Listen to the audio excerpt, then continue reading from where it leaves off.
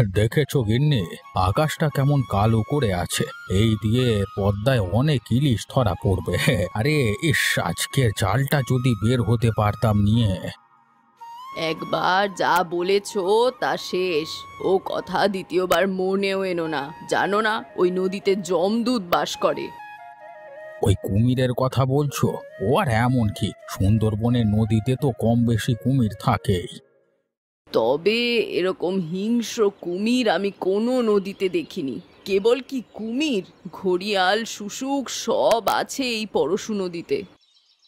সে ঠিক বলেছ, কিন্তু আগে এরকম কুমিরের উপদ্রব এই নদীতে ছিল না। ছেলেবেলায় বাবার সাথে মাছ ধরতে যেতাম, তখনকার সময় সব ছোট কুমির ছিল।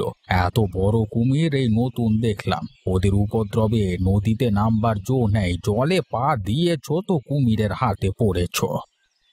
কিন্তু জেলেদের কাজকর্মই তো জলে। নদীতে যদি না নামা যায়, মাছ ধরবে কেমন করে?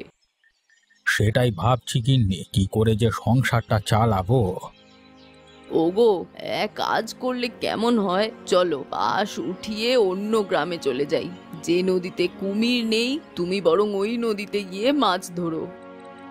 তা হয় না গিন্নি, এই জেলে পাড়ায় আমাদের বাপ দাদার বসবাস। এখানে থেকে বাস উঠিয়ে অন্য কোথাও যাব না। তাছাড়া এই বুড়ো বয়সে সেখানে গিয়ে কি করব বলো? আরে এখন তো আর নৌকা চালিয়ে মাছ ধরতে পারবো না।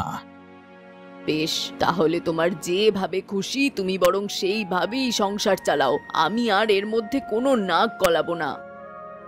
এই যে রাগ করে গেলে, আরে আমি তো সব ভেবে চিনতে বলছি। হুট করে কোথাও গিয়ে সুবিধে করতে না পারলে এর চেয়ে দুর্গতি আর কিছুতেই নেই।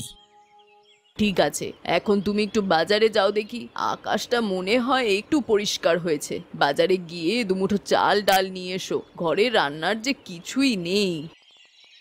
ঠিক আছে, বাজারের ব্যাগটা দাও, আমি বাজারে যাচ্ছি।